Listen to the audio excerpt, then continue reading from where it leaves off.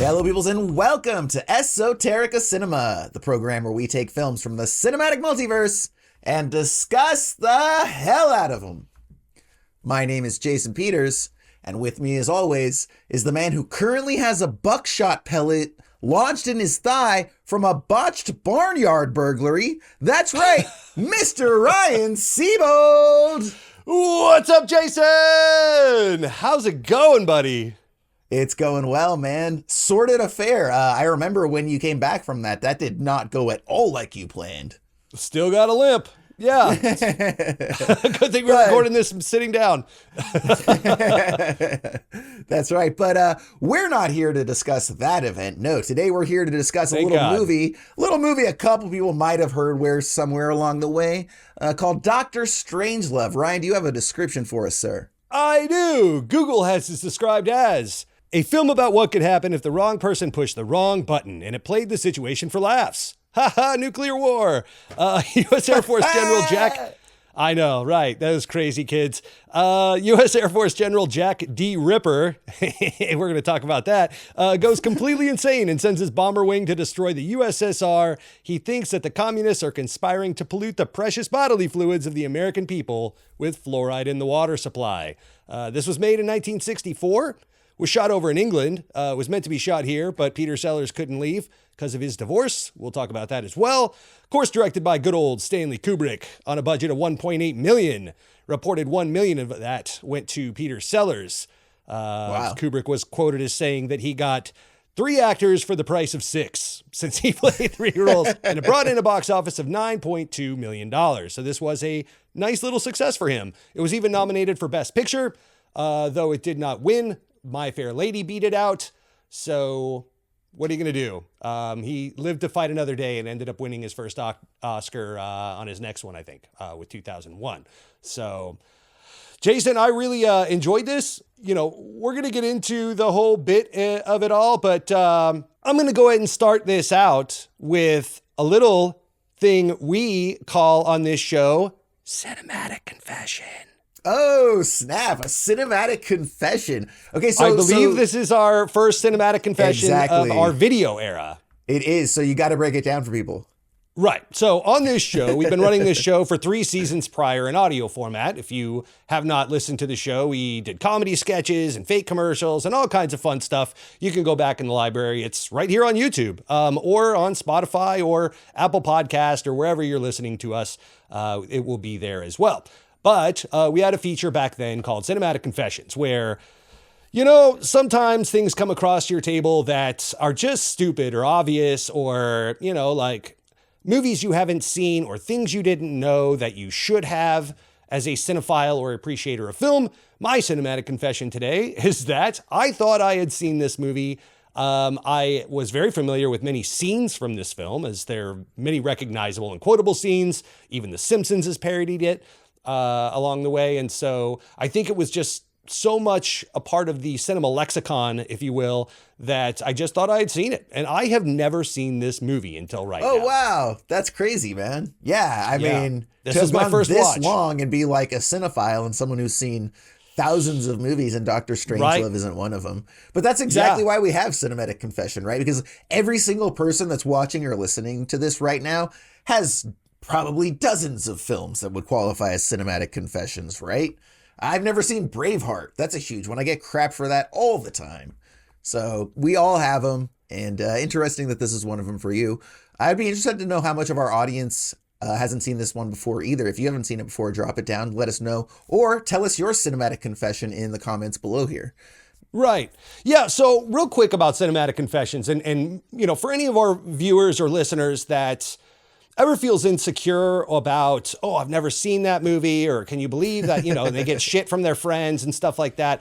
You know, part of the fun for this show, the reason why we have this show, that our mission statement, if you will, is not to approach these films as pompous film critics. That we are not.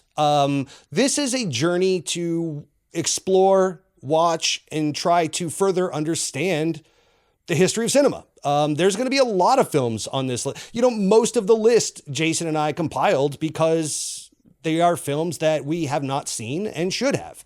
Oftentimes one of us has seen it and the other one has not. Things like Wong Kar-wai's In the Mood for Love, for example. Like, I cannot wait to get to that. It's been on our list forever.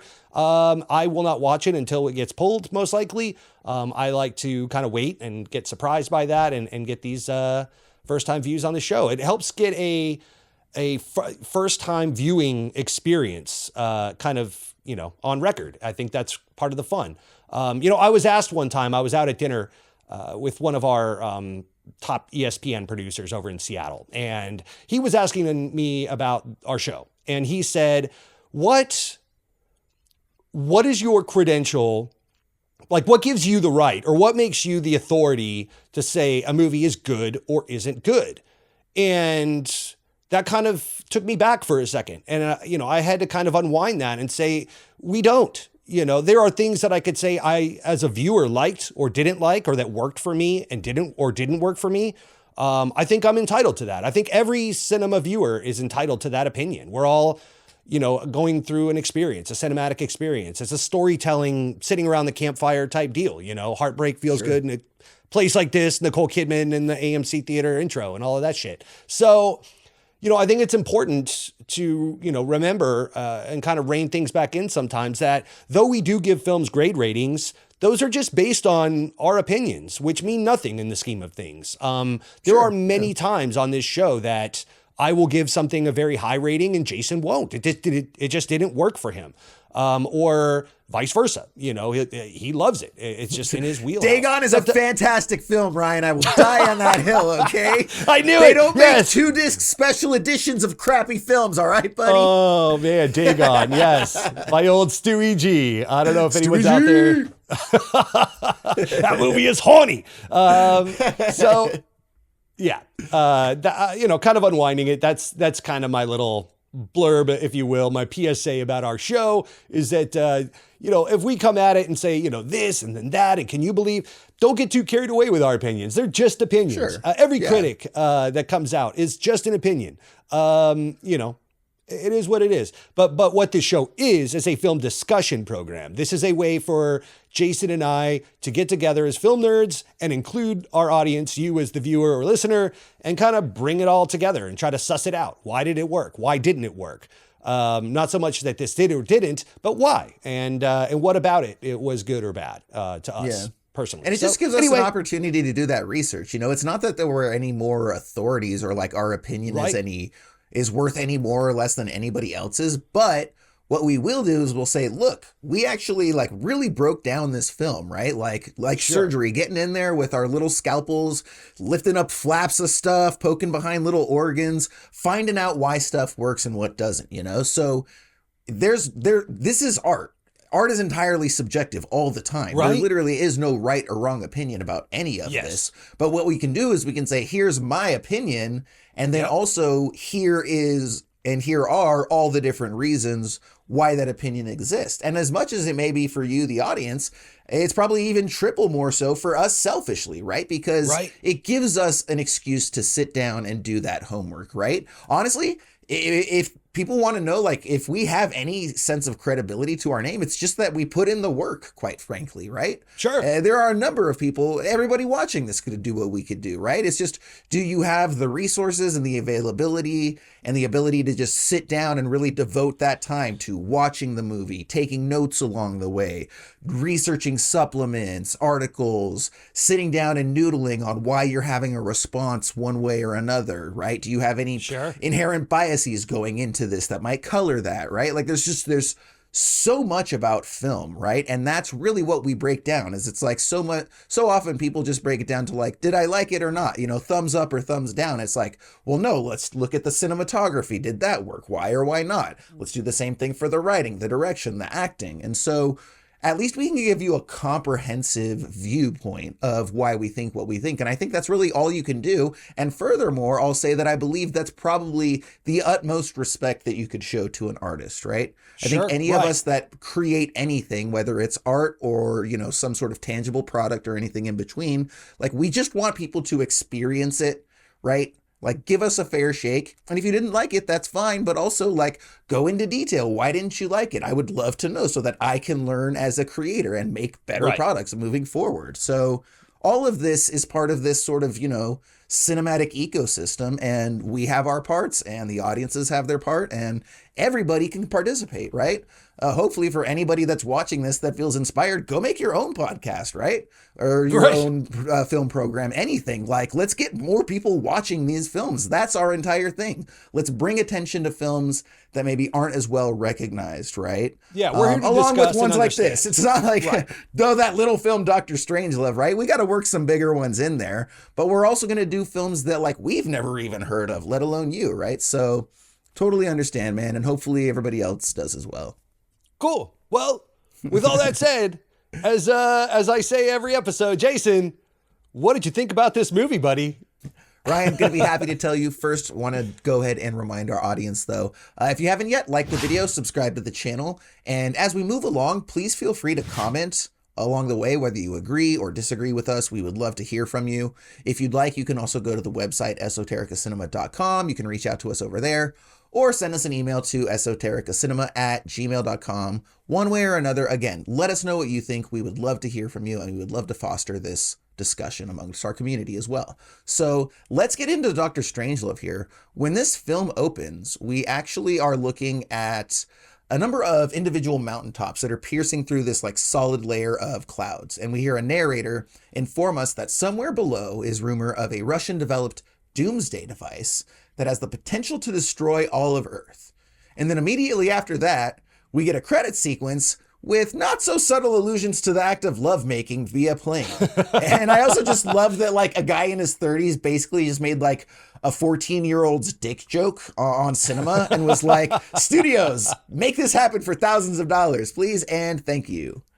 But I do actually think there's some other allusions that credit sequence is speaking to. That we'll get into a little bit down the road. Now, the film starts proper at this Air Force base. We're introduced it's also, it also opens with Try a Little Tenderness, a nice waltz score. Oh, yes. Stanley Kubrick loves himself a good melodic waltz. Loves himself some waltz. 2001 is rife.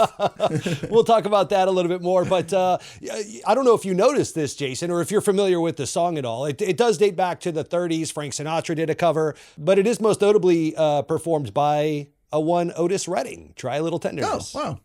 So there you go. This is an instrumental waltzy version of that. Very nice. Very nice. Didn't pick up on that. So it is about, try a little tenderness, warming up your lady, and then it's showing all these B-52 bombers hooking up for refueling, a little penetration, a little rocking back and forth. So there's a lot of insinuation going on here. Naturally setting the tone for dark screwball comedy, as it does every time. Right. Now, when the film starts off proper, we're at the Air Force Base, and we're introduced to Lionel Mandrake, who is one of 3 roles played by Mr. Peter Sellers. And so good. Yeah, we're going to go ahead and get into him. There's a lot to go into there. And he's somewhat of a voice of reason to the crazed General Ripper, who's played by Sterling Hayden, who was actually brought out of retirement for this role that I did not know before looking into that here. Oh, interesting. Yeah. Yeah, I got some stuff to tell you about him in a minute, but carry on. This guy. Now he's Mandrake's called into his office and he's informed that the base is actually about to be put on lockdown. And not only that, but everyone's radios are to be confiscated. And additionally, he is to communicate a specific set of orders to the airplanes that currently are airborne right outside of Russian airspace, and he is to inform them that they are to execute Wing Attack Plan R to these B-52 bombers. And after that, we're very shortly introduced to the main group of airmen that we're going to spend the movie with. Those are led by Major Kong, played by Slim Pickens, who was, I'm sure as you saw, Ryan, originally set to be played by Peter Sellers himself in a 4th role that didn't work out. And we're going to get into why that didn't happen in a little while. And Major Kong is disbelieving at first that Wing Attack Plan R has just been communicated, but after a minute he's fired up because he believes that we've entered into nuclear war with Russia at this point, and he's the type of guy who wants to go out, giving them hell and giving them everything he's got. I actually love the specific quote that he says where he goes, "That's it, gentlemen, we've entered into nuclear combat, toe-to-toe with the Ruskies." because he's just that kind of guy, right? And Slim Pickens is fantastic, but I do always get him mixed up with Pat Buttram because they both kind of have that off-color kind of westerny voice, almost interchangeable. But we actually do learn very quickly that Wing Attack Plan R is a code for total and complete nuclear annihilation. And that's why the Major Kong character is so disbelieving at first, until, of course, we learn that it's actually true. Now, Ryan, there's a lot that is going on in this film, while also there's not very much going on at the same time. It's actually interesting. It's at times both big and small. I think it's one of those things where the story itself is small, but the implications surrounding it are large. But if you actually take a step back, it's really a pretty small film. And I think, interestingly, a lot of Kubrick's films you could say the same about. Conceptually large and logistically small, if you will. So there's a lot for us to discuss. We've got many storied names here in this film, but I think Kubrick's probably looms largest among them all. If I'm not mistaken, this is his only comedy, which is interesting coming from a man known for intensity and intellectualism, right? He's got these very sort of thoughtful, deliberately paced films outside of this one. Certainly, these are not the characteristics of a traditional comedy filmmaker, as we would think of one. So my first question to you is, given his pedigree as such a serious filmmaker, do you think that his version of a comedy in Dr. Strangelove works? And do you feel as though if it does work, it's because of those characteristics or perhaps in spite of them? Or were you able to see how he can kind of pull it off in a non-traditional manner? Yeah, no, this worked for me across the board. From a comedy standpoint, so I think comedy is a very broad term. Sure. I think in the genre of comedy, this would be under the subgenre of satire. And yeah, definitely. I think, though, as well as being a comedy, it's also a commentary on the dichotomy of mankind. This is kind of something that I wanted to get into with you. So as much as you're asking me a question about did the comedy work, I'll go ahead and toss it back to you and because I was curious about your thoughts.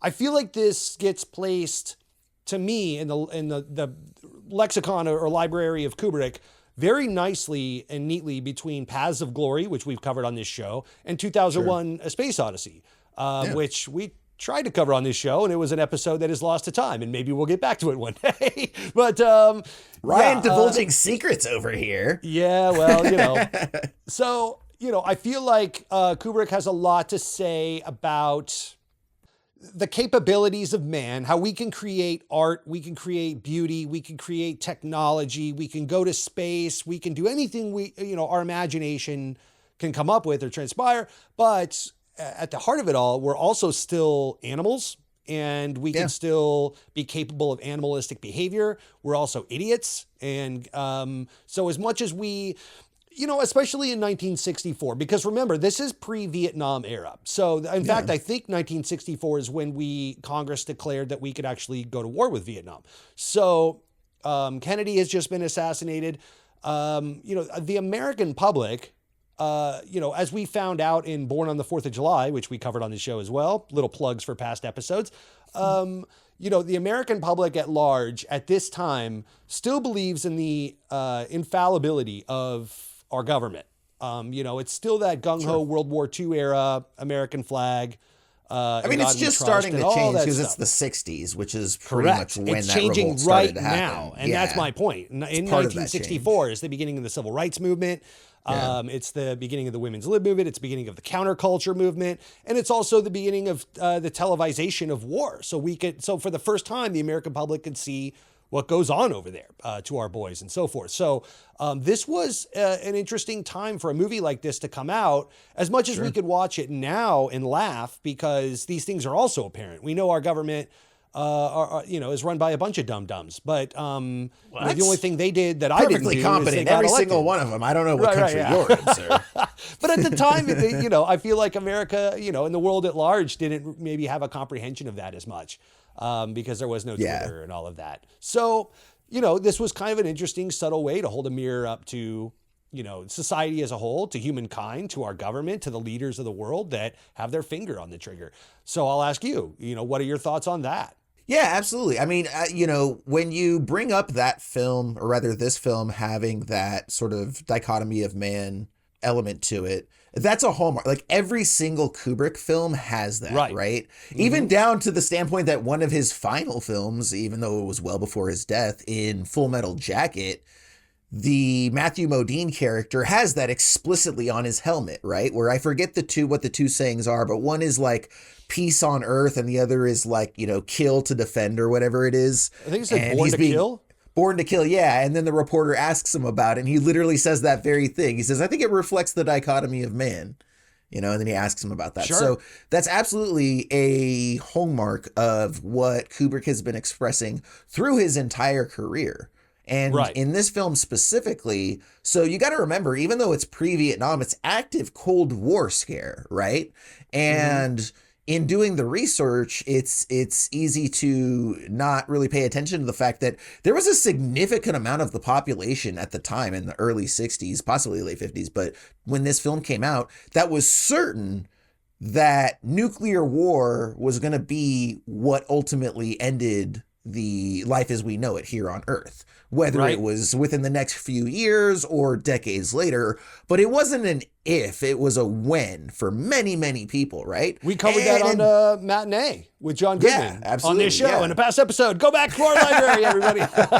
Check it out, baby. Plug. But bam, another plug. We got to have the little ticker ding, right? We talked about that before. So many people had this idea, and it still persists to this day. I mean, all it takes is literally one of these things to go off and the entire world is gone. But regardless, Kubrick became obsessed with this idea, right? He's in his like early to mid 30s, I believe, at the time. He's thinking about what his next film is going to be. So he goes on and he reads like 50 thermonuclear war and missile books like ahead of going into this project. So he was just really consumed by this project. And the interesting thing, so we haven't mentioned yet, but this film was based on a book named Red Alert, short book about the first couple hours of World War III that is triggered, and the nuclear war and all of that. So when Kubrick first launched this product, he bought the rights to the film for then $3,500. Not sure what that equates to right now. Bought the rights to adapt the book into a film and was going to make a straight thriller, but then decided as he went on, and considered some of these grandiose ideas and notions, then he started to realize the fact that we're even talking about this is ridiculous. And furthermore, it's ridiculous that there are a couple dozen people on the face of the entire earth of billions that are ultimately responsible for whether or not we get to persist as a race of people based on their actions and decisions. Like, that's madness. That's absolute madness. That everything we're doing, think of all of the thousands of decisions you've made in the last however many years. And if some foreign dude, some foreign dictator, totalitarian dude, or even a domestic one, decides that all of a sudden, he's going out in a blaze of glory because, he's getting ousted or whatever his reasons are. Or there's fluoride in the water. All he has to do is push a button and boom, done. Life is over as you know it for everyone, right? And what does that guy care? If he's of a certain mindset, again, he wants to burn down the entire earth on his way out. So what does he care? Sure, go ahead and launch that button. So it's really, I mean, when you really stop to think about it, there's no other reaction but to consider how ridiculous all of this is. And so, but the cool thing is that Kubrick trusted his instincts and he considered, hey, you know what? This is an interesting way to tell this story. Everybody's going to do this. Everybody else would do this as a thriller. I was even going to do this as a thriller. What happens if we reimagine this as a comedy? And then we ended up getting this unique work, right? You may not love this film.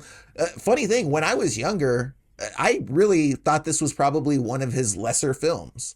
I knew that it was highly regarded, but I mean, come on, this is not a movie that anybody at 13 years old is really going to be able to appreciate for itself, right? Sure. You might say you That's do fair. because the critics are, it's a Kubrick film and you're like wanting to like it, but like you can't really emotionally and intellectually appreciate what this film is about until you've been around long enough to see all the fuckery that goes on and be like, oh yeah, okay, I get it now. This is, I feel like every 10 years you're on Earth, this film becomes less funny and more like potentially realistic scenario. Right. Yeah, I mean, I think that the spoonful of sugar to make the medicine go down, if you will, is definitely Peter Sellers' performance. Yeah. I think even at 13, I would have appreciated his broad comedy and slapstick performance. Ziz, plural. But just because I was into the Muppets and Monty Python and Marx Brothers and all that stuff. And this is very kind of in line with all of that.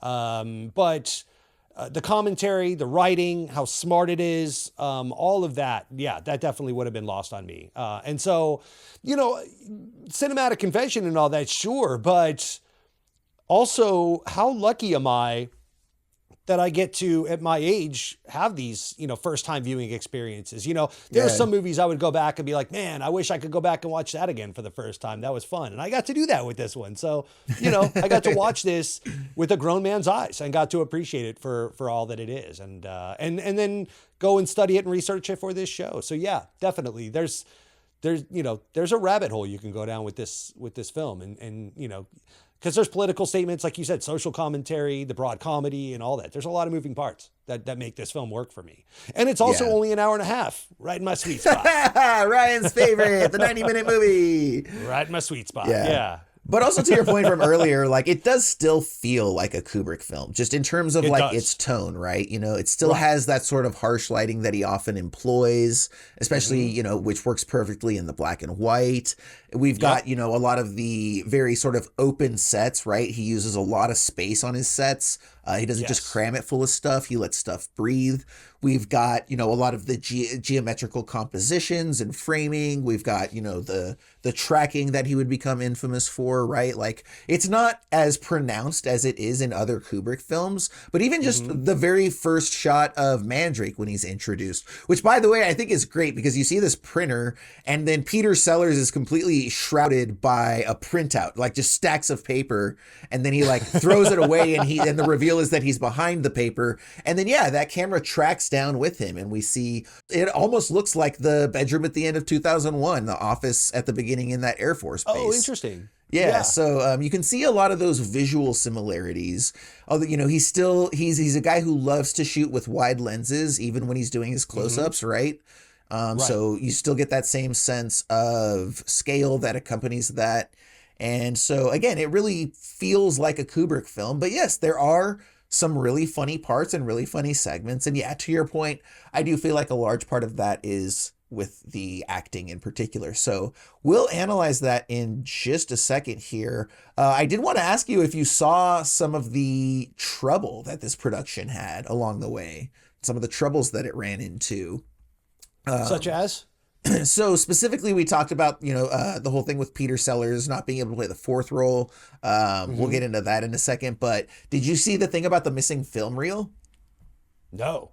Yeah, so the editor was working on, it's the final sequence when the airplane is basically cruising at super low altitude, and it's right before Major Kong is going to go ahead and jump on the bomb and write it and all of that. And so it's a several minute sequence with a ton of cuts. You got to remember, obviously, this is back in the day, old school cutting. So he had spent like 2 months working on this reel that had literally over 100 cuts on it, on this one reel, lot for the time. Oh, shit. And I'll give you my theory as to what happened here in a minute, but still to this day, it's never been solved. But somewhere along the way, after the film reel was entirely cut and finished and everything, it went missing 2 weeks before they were set to release the film. And they did not have any detailed notes at all or anything. And so Kubrick had to work with the editor, and they had to like piece by piece go through and find copies of all the film and use different takes and recall and rebuild the entire reel just from memory with like no other notes or anything. Yeah. Jeez. So you got to wonder how close it was to the original finished edit reel, but of course we'll never know. And then obviously the big thing about this film rather, is the whole incident with the movie Failsafe that was right around the corner. I'm sure, you looked into that probably, right? I did.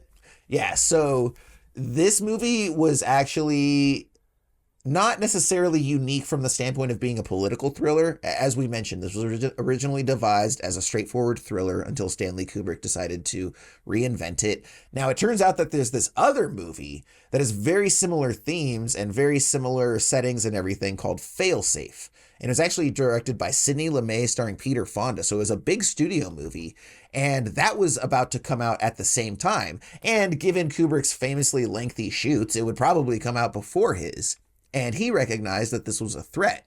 So what he decided to do to buy himself time and hopefully win a judgment is he sued the studio responsible for Failsafe and said that the movie was in violation because the book that the movie was based on was 100% plagiarized from Red Alert, the book that he had got. And so as such, the movie never really had a right to get made. And the only thing that he would do is basically say that like the film could come out 6 months after Dr. Strangelove. And so this went to court, and the courts actually found in favor of him. They agreed that this book, Failsafe, was a plagiarized version of Red Alert. And I unfortunately wasn't able to learn more about the nature of the lawsuit itself. So like, I don't know if that was legitimate, like if that book really was plagiarized, or if perhaps it was a scenario where there were some friends on the inside doing some favors. Can't really speak to that, but either way. So yeah, this big studio movie by Sidney Lumet with Peter Fonda, they judged that it had to wait at least 6 months until Dr. Strangelove was released before it could come out. And that definitely worked to help Strangelove's profitability. So just a lot of stuff. And then, finally, famously, this date will automatically mean something to probably our older viewers and some of our historical buffs. But the release date of this film was November 22nd, 1963. And if you don't know automatically why that date is important, it's because that's the date that President Kennedy was assassinated in Dallas. Yes. So like they were all set to go that night, and they had to like pull the plug and ended up waiting like a couple months later. So just, really a lot of various issues that they had along the way. And then, like I said, we'll go into everything that happened with Peter Sellers here in a minute. But do want to go ahead and... This was also Stanley Kubrick's first film, if I'm not mistaken, that he produced himself. Correct. So Yeah. As he was tackling all these challenges, he was having to overcome them. He couldn't just defer like he would have in the past, with the Lolita or Paths of Glory or something, or Spartacus. He had to actually go figure this shit out and work with it. So, you want to put your big boy pants on and go run the show. And he did, and he killed it. So good for him. Yeah. His producer that he had been working with for a long time actually decided that he wanted to be a director. And so he had actually started out this project with him, but shortly into it, like approached Stanley and basically said, hey, I don't really want to be a producer anymore. I want to be a director. Is it okay if I pursue that and leave this to you? And he was like, yeah, go ahead. And spoiler alert, the guy didn't turn out to be a very good director. Cinematic confession. So, and just to kind of fill in some gaps here, the Red Alert novel was written by Peter George, who arguably maybe didn't get enough credit for writing this, but because Kubrick came Stanley Kubrick taking credit from other people and giving it to himself. Surely you jest. I do not jest, sir. But in all fairness, his version was, like you said, a political thriller. And then when Kubrick started to write the screenplay with Peter George, then, he quickly started to identify the comedic beats and brought in Terry Southern, who wrote Easy Rider and went on to go write for SNL during the 80s and a bunch of other stuff. So Terry Southern was brought in to do Punch Up and add some of those comedic elements. And then, of course, we'll get into this shortly. I know we keep saying that, but Peter Sellers, injected his brand of humor into it as well through the performances. So anyway. Yeah, definitely. Now, narratively, we're soon introduced to General Buck Turgidson, who is played by George C. Scott, probably my personal favorite character in this entire ensemble. He has a gorgeous secretary who is sunbathing under this light on this bed. She takes a call on his behalf, and after some back and forth where she's passing some messages, he finally comes out of the bathroom wearing nothing but his underwear and this like open Hawaiian shirt with his big old belly hanging out. And he gets on the phone and soon learns of General Ripper's orders to the aircrafts and is then summoned to meet with and brief the U.S. president on the situation in the war room. And back at the base, Mandrake soon learns because there's been a radio that's been left out. And so he turns it on and he hears that there's actually civilian broadcasts going on. There'd be no civilian broadcasts during wartime and during nuclear war. So he then learns that, oh, there's actually been no attack designated from the U.S. government. Great. I can go back and tell Ripper that we can like stop this whole charade and recall the plan, wing attack plan R.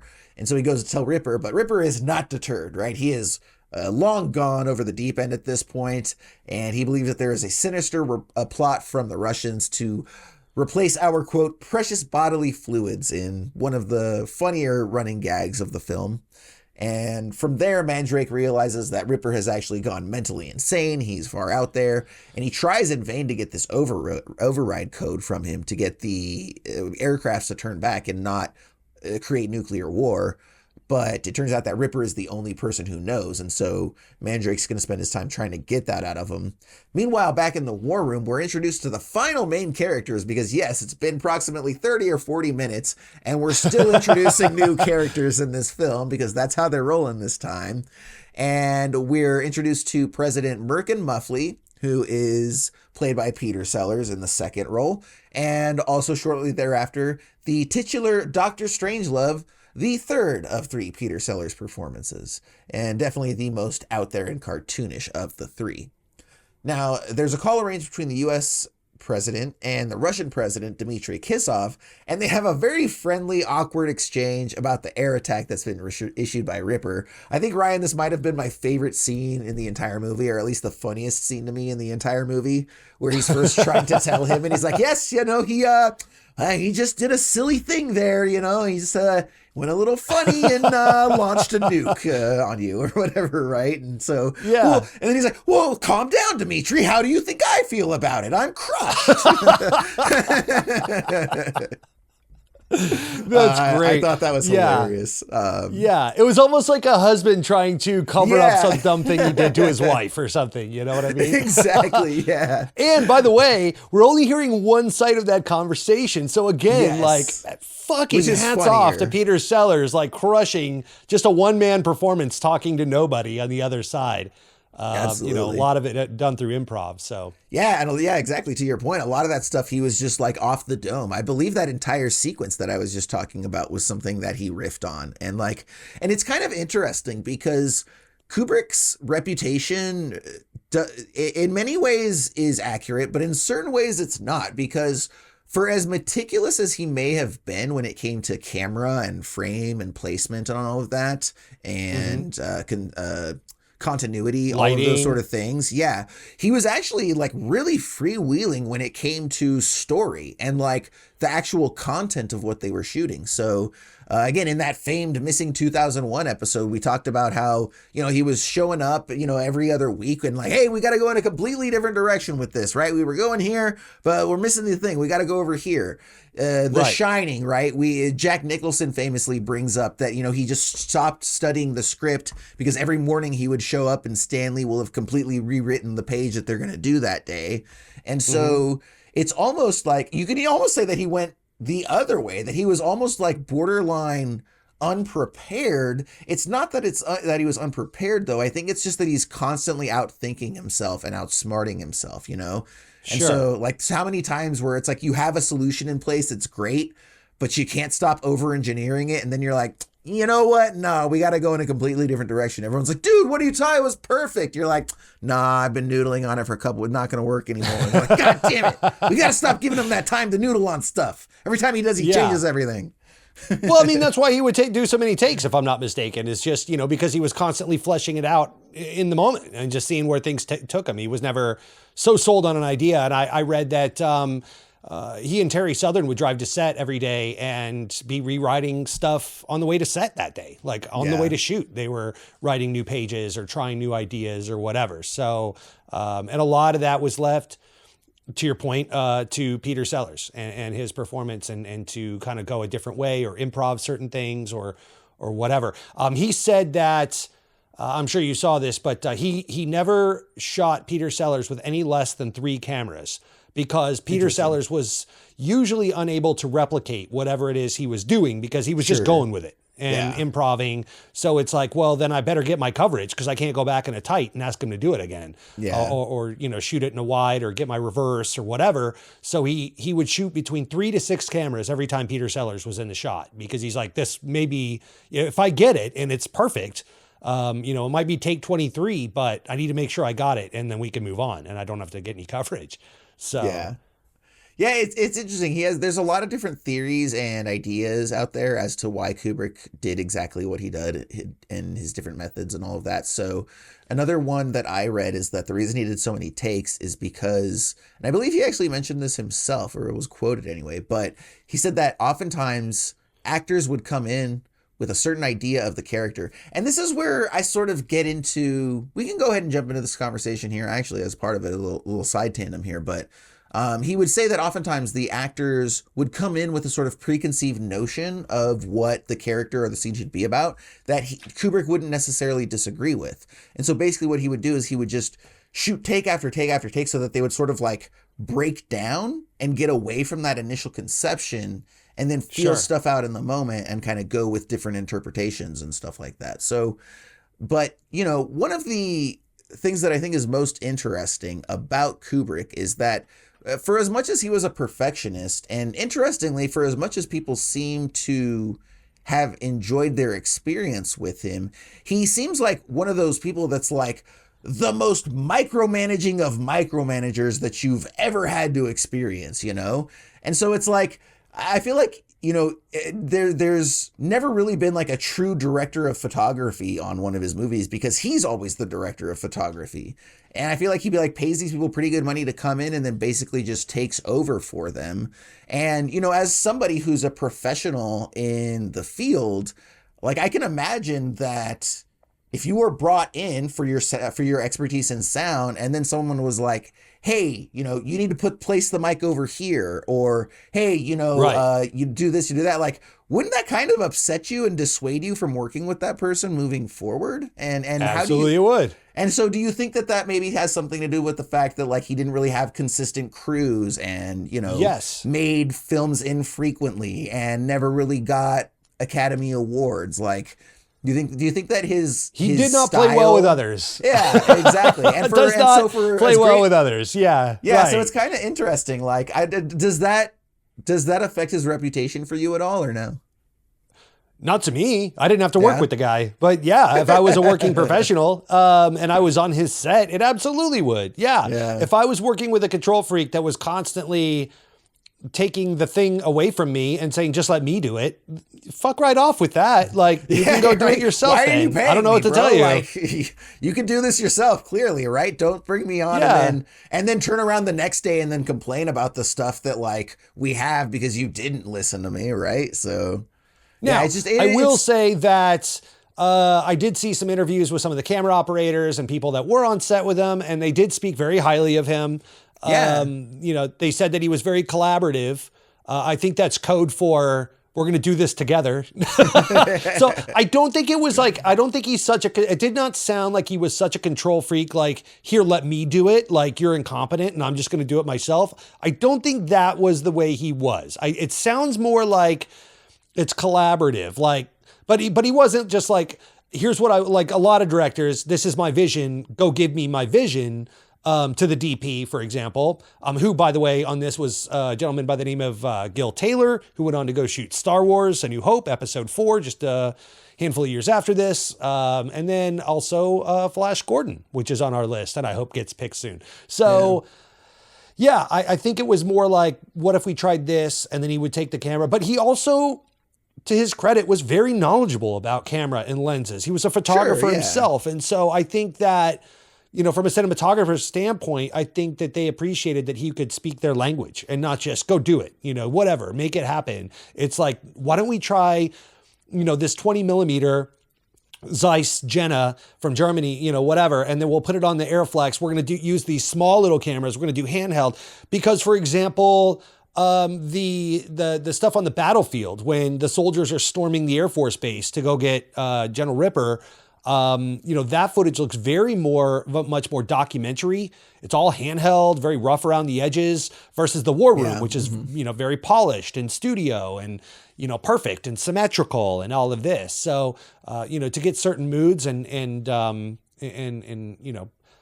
feelings and vibes out of certain scenes, I think that it was more of a collaboration, but at least he was able to speak their language, which it sounds like they respected.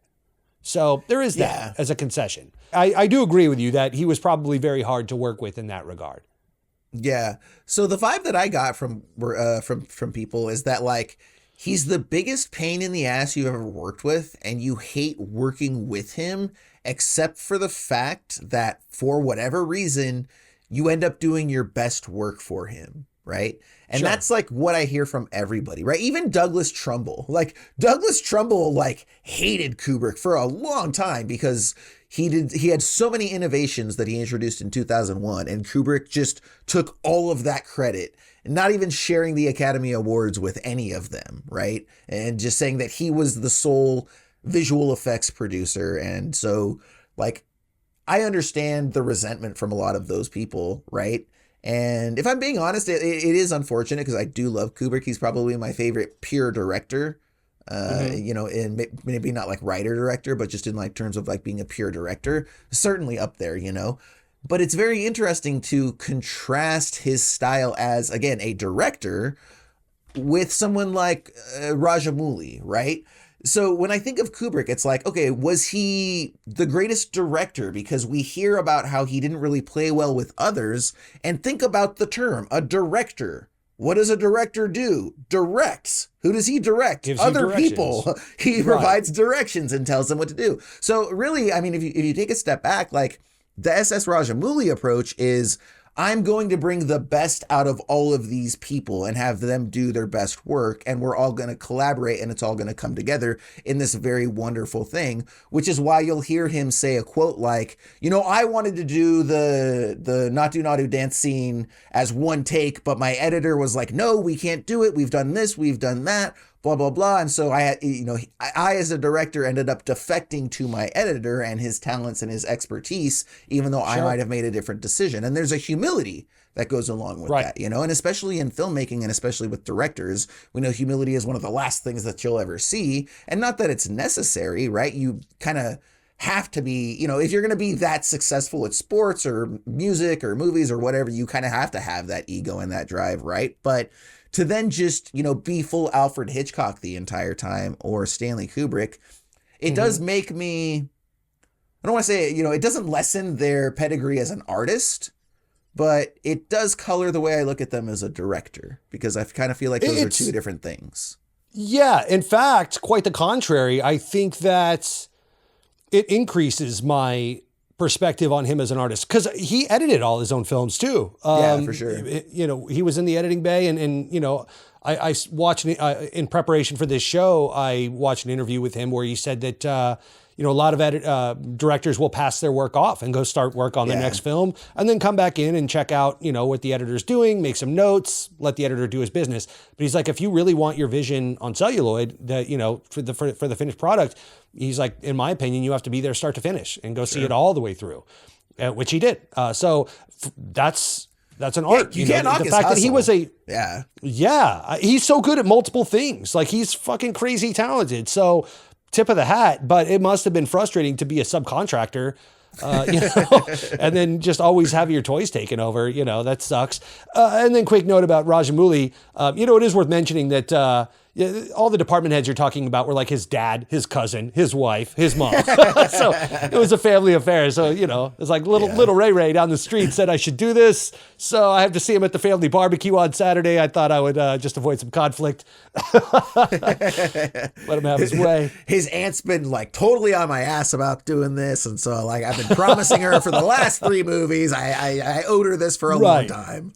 Yeah, gonna make the holidays awkward. Yeah. We're not doing that.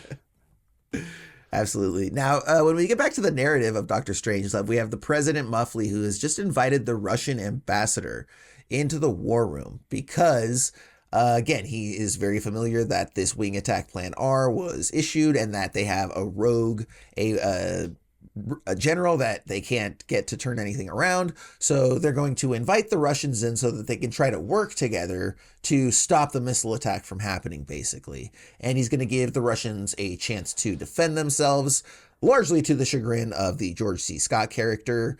And he's going to show them the flight patterns and the missile targets so that they can hopefully defend themselves and, again, prevent the initiation of World War III through nuclear war. And after that, the ambassador arrives and quickly tells him of this doomsday device, the one that was referenced at the top of the film that we know about, but nobody in the war room or the American government knows about. By the way, so real quick, I do just want to mention this. So you know how Dr. Strangelove he has like the one black glove that he wears? Yes. In the wheelchair. I don't know if you saw this, but that black glove was actually Stanley Kubrick's glove. Yep. And he used to apparently help them set up the lights, and he would always burn his hands, so he bought this pair of gloves. And everybody always thought it was weird that he wore black gloves because they just seemed like sinister or something. And so like that was really one of those things where Sellers was just like, oh, sinister character, let me grab one of those, and stole it and totally put it in there. And apparently that was very common of Sellers, just sort of grabbing stuff and using it and working it into his performances. Right, which then gave him the rogue zombie hand, you know, the Nazi hand and stuff, always trying to do that other stuff. That hand went bad. By the way, I think it's I mean, I know it doesn't really matter what it is, but I believe that it is a malfunctioning mechanical hand. That's what I believe. Oh, okay. Yeah, that's fair. I'll go along with that. It reminded me of in Jedi or Empire when Luke lost his hand. He had to put the black glove on, and then it was kind of like ominous because like the dark side from Vader and all of that, you know, a lot of ties to Star Wars. Nothingness, so there's like a void there. Yeah, because Vader had the black gloves and the whole black thing, so then you know you could see like the twinges of his hand going, you know, the little bits of dark side coming into Luke. And you know, we haven't even talked about James Earl Jones is in this, who is Darth Vader. Yeah. Of course, the DP, Gil Taylor. So, yeah, a lot of ties to Star Wars in this film. Yeah.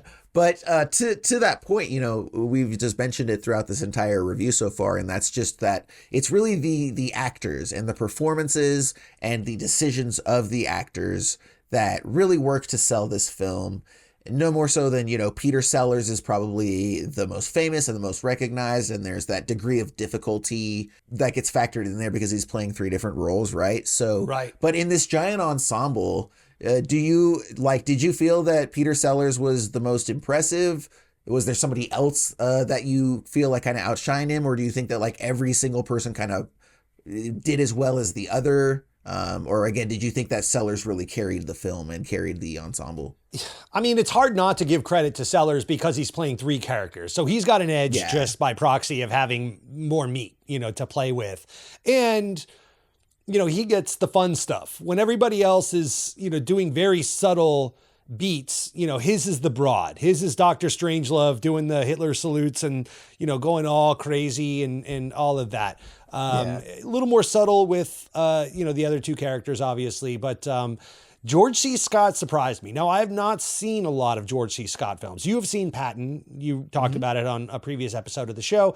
I have not seen Patton. But George C. Scott, to me, was... Man, I mean, he just was crushing. Like, it was very... he was doing some real Mel Blanc stuff, like Looney Tunes style humor to me, like very Bugs Bunny-esque style humor. And I just was eating it up with a spoon. From his facial expressions to, you know, chewing the gum in the war room, just chomping it down. You know, a lot of those scenes were very reminiscent. You could see where he inspired Tim Burton's Mars Attacks movie. That's what, you know, a lot of that war room stuff kind of brought, because I'd never seen this movie, but I've seen Mars Attacks many times. I could see this, you know, that kind of informing Rod Steiger's performances, a performance in Mars Attacks going against Jack Nicholson's president character. I'm always wanting to nuke things and, you know, we've got to blow them up, you know, always wanting to go for the most violent option. And then, you know, even with Peter Sellers, you know, I'm very familiar with his Pink Panther stuff. That, you know, that's how I was introduced to Peter Sellers when I was a kid.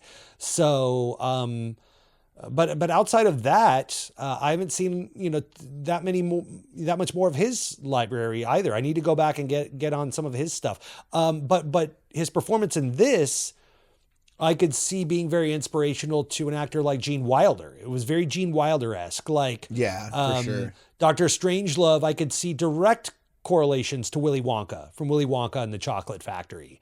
Not from an ex-Nazi standpoint, but just that dark delivery, that, let him die kind of humor, like, oh no, don't stop, kind of thing. Like, I could see Peter Sellers delivering that line very easily, to the same effect. So, Slim Pickens was fantastic, kind of playing it straight, but, still leaning into the absurdity of the situation.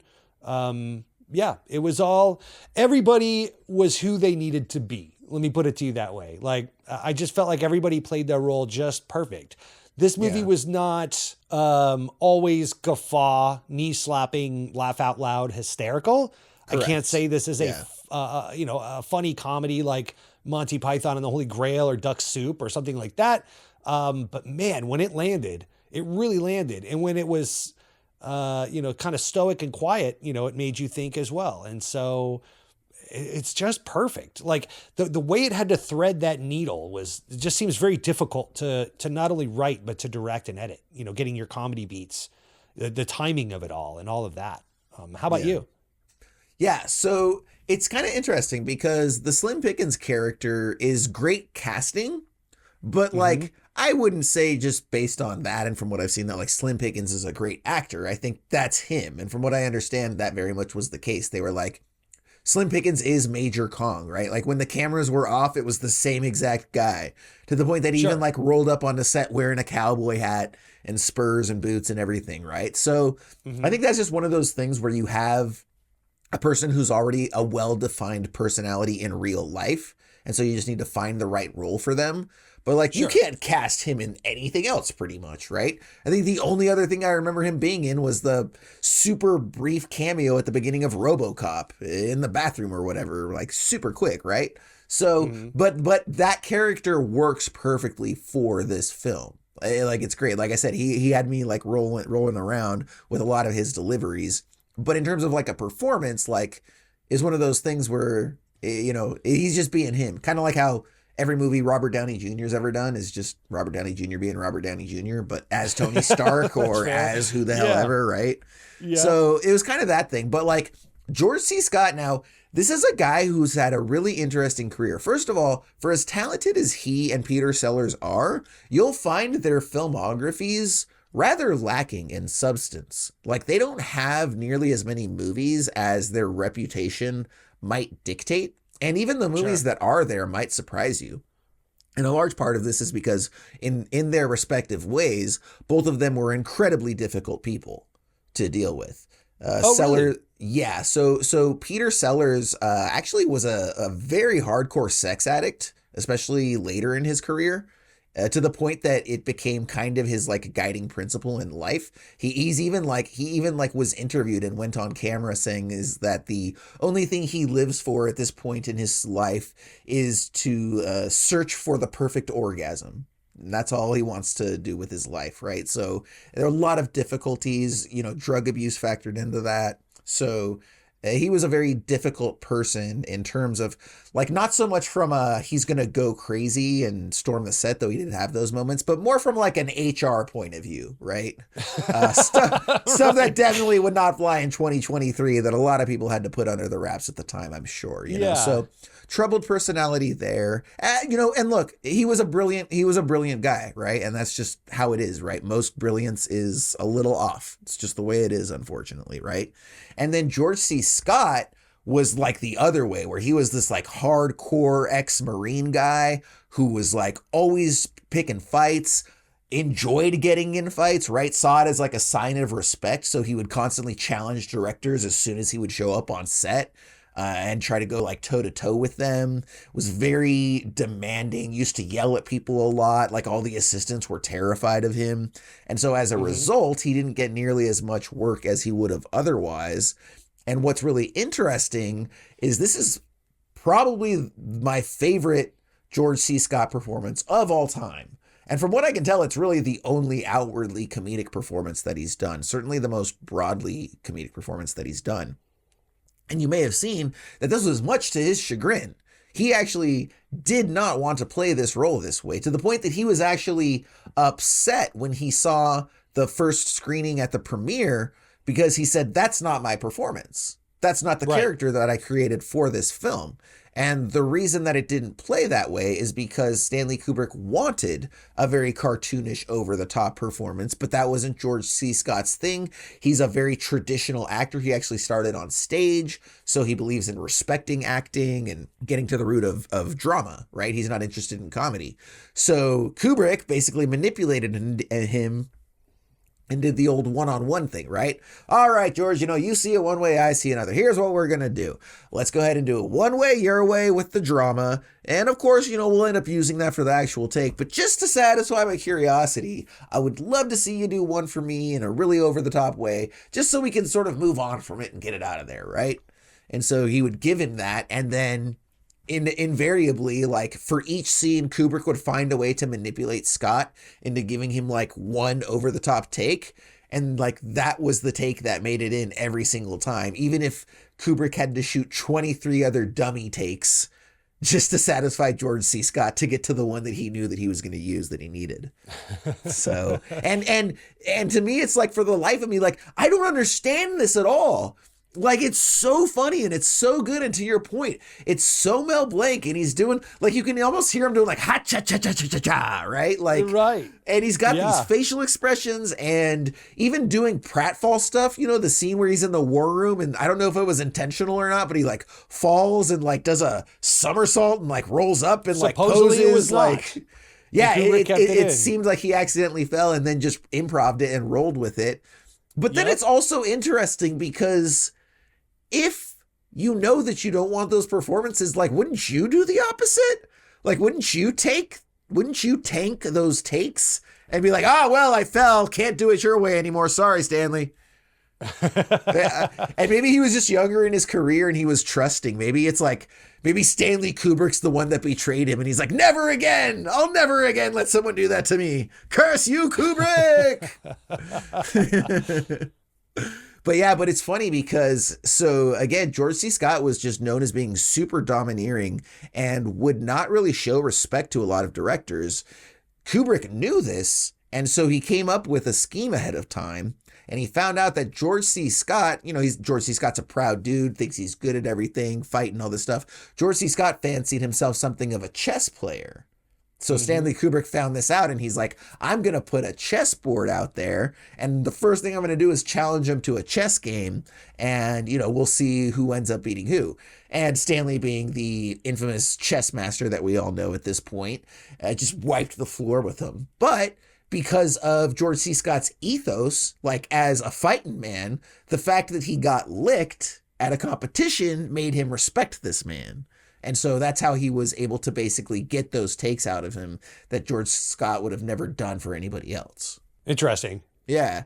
Love that. But again, it's just like, you talked about it before, the way he's like obsessively chewing gum, right? The way that he like takes a call from his like sexy young girlfriend in the war room in the middle of this huge like missile debate, right? He's like, I'm sorry, baby, but don't worry, Bucky will be there. Just you go on and rev up that engine. You wait for me. I'll be right there, okay?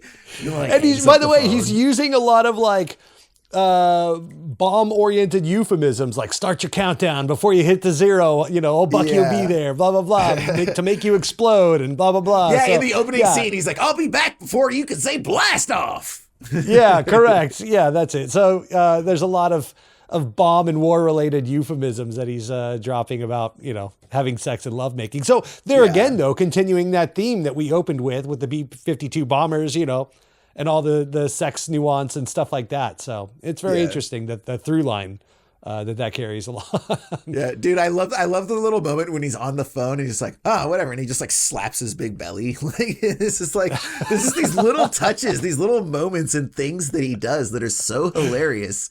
And again, it's like, dude, if you don't want the credit for that performance, I'll take it. Like, you could, do the digital face swap and I'll be like, yes, that's me. Because, like, if George C. Scott had done more of that in his career, I would actually enjoy his performances even more than I already do, you know, because again, it's like, we get it. You're the tough guy. Okay. But like, you know, lots of people can do, you know, tough, brooding, sullen, but like this level of sort of like vaudevillian cartoonishness, but that's like also like engaging. And like, again, like that's, to me, like that's even more of a talent maybe than, you know, being able to give some Shakespearean soliloquy in the middle of, you know, I mean, it's Central like, Park. because I see George C. Scott as kind of like a Burt Lancaster character, right? And so it'd be like Burt Lancaster doing like Looney Tunes style comedy, you know, slapstick shit, like him being in Mel Brooks as the producer. Because it's him.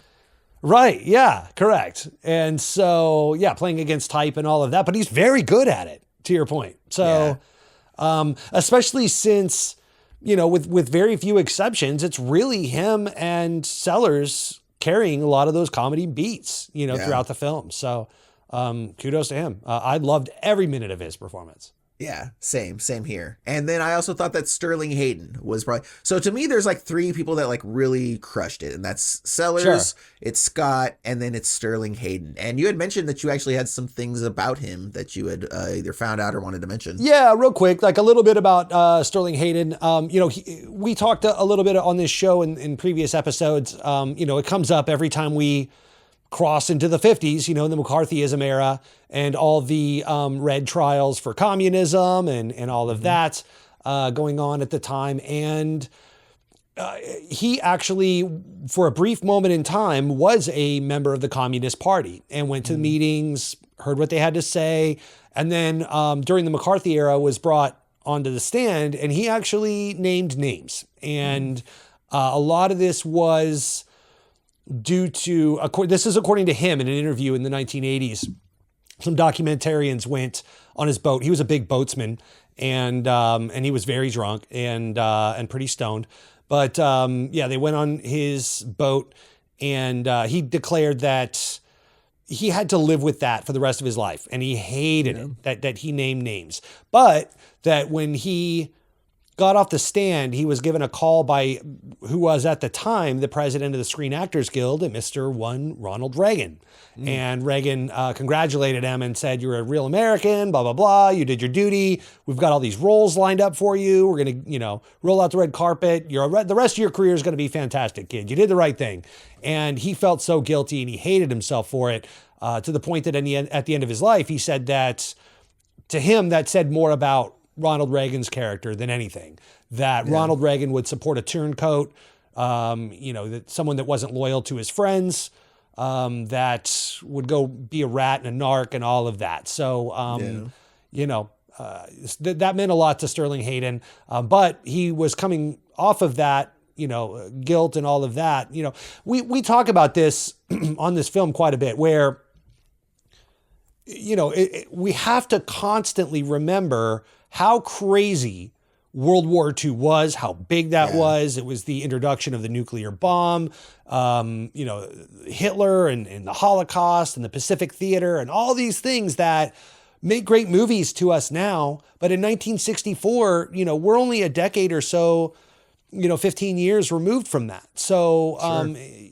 you know, it wasn't that long ago, you know, that all that was going on. Again, like, you know, to us now, that would be like 2010, 2011, you know, that the end of World War III happened or whatever. And it's like, oh shit, you know, you knew people that were in that war, you know, people that acted in this film were in that war. So all that to say, in fact, I think Sterling Hayden was in that war. I think he fought in World War II. So yeah, it's, you know, this to then go and play a general that was bringing about the apocalypse and stuff like that. He had a lot of personal connections to this role and with the commies and, you know, bringing fluoride to infect our bodily fluids and stuff like that. He could kind of see the ridiculousness of all that because he just went through all that through the McCarthy era and he was able to bring that into his performance. That's really interesting because one of the things that I had noted about the role that I didn't really notice in previous viewings, because again, I think, you know, the ridiculousness of the precious bodily fluids line and the fact that it gets brought up over and over, like that's even being a younger person that doesn't necessarily appreciate the rest of the film, like it's still just funny as a sort of odd non sequitur of sorts, right? Right. But So, so that sticks with you and his performance kind of stands out. But what I noticed this time, having not seen it in a very long time, probably a decade or so, is like the intensity that Sterling Hayden brought to that performance. Now, Sure. when you look at comedic intensity, it has a certain vibe to it, right?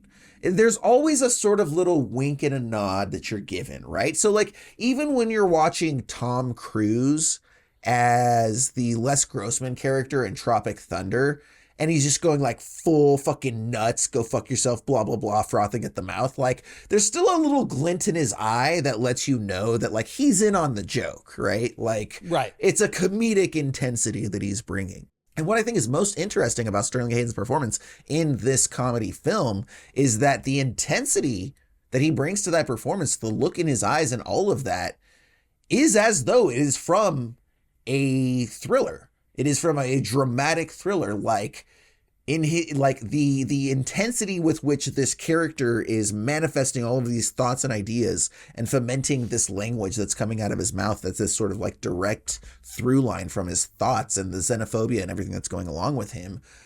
Like you see how deeply ingrained that is in this character. And now that you're bringing this up, it makes perfect sense because he's culling the intensity of these emotions and this regret and this burning passion and all of the emotions that you just discussed that must have gone into this decision and the subsequent emotions that resulted from that.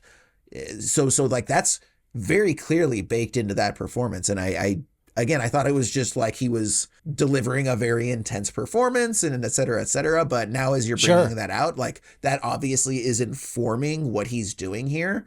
And it's really interesting to note. And then as such, that must be the reason that he retired, right? And he probably felt guilty about that and retired from acting. And then Kubrick brought him out to do this one role.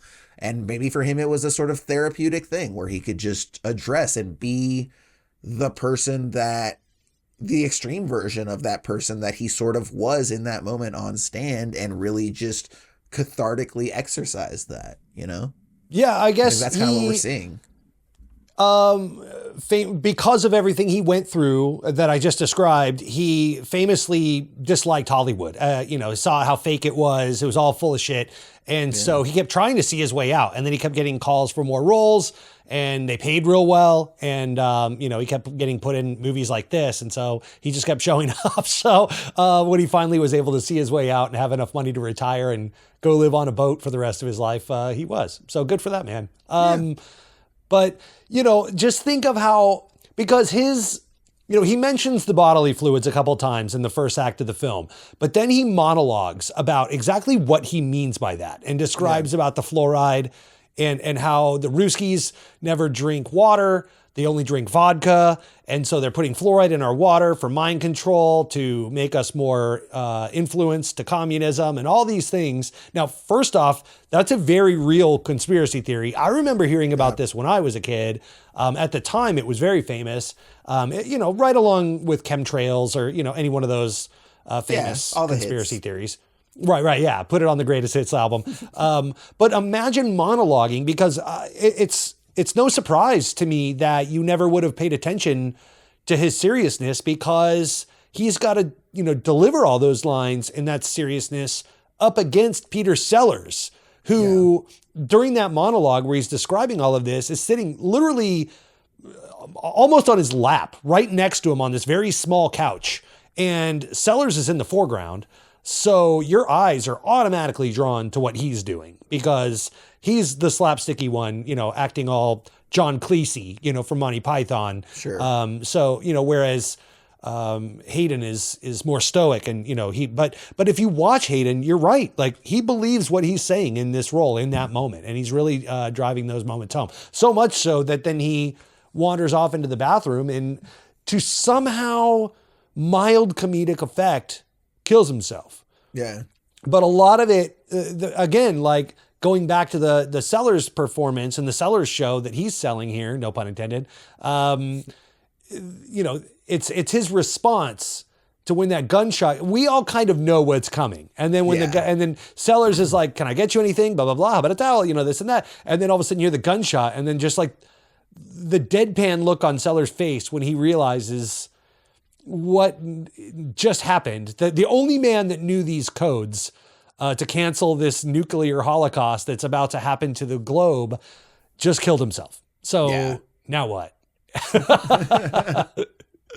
And that's the humor. That's the very, very dark humor that we're being delivered here in spades. And it's just so good. Yeah. That is a funny moment, though, because as you're saying, it does kind of work contrary to the sort of standard rule of comedy, which is the comedy's in the surprise, right? Because in this case, it's actually the opposite. The comedy is in the lack of surprise. Like the comedy is the fact that we know what's coming, but Peter Sellers' character doesn't. And so it's just kind of a very interesting comedic note to look at there. It's all very subtle, these things. They're all very subtle, but man, do they work for me. Yeah, definitely. And again, to your point, from the beginning of the show, that's why we look at these types of films this closely, because you would never think it, but then, you pull back some of these layers and it's like, oh yeah, there are these little details that you'll pick up. You just got to be willing to look is all. Like so many things, right? Yep. So now we talked a lot about Peter Sellers. The one thing that I will just mention for anybody, and I'm sure it seems like, we did similar research, so you're probably familiar with this, but just the initial takes of the president and how the character was conceived initially. And that is that the president was basically ripped in the earlier versions. The president was ripped out of the hospital, deathly ill, and brought into the war room. And so for the entire movie, the president is battling this severe cold. And apparently one of his favorite props, Sellers' favorite props, that is, was an inhaler that he would use. And apparently, he just thought this was super funny, and the cast and crew thought it was hilarious, and everybody was just busting up over it. And then after they shot most of his scenes, Kubrick was like, hey, Peter, we got to talk, This just isn't working, right? I'm realizing that we have all these wacky characters, but there's no straight man. There's no straight man in the war room. Every single person in the war room is wacky.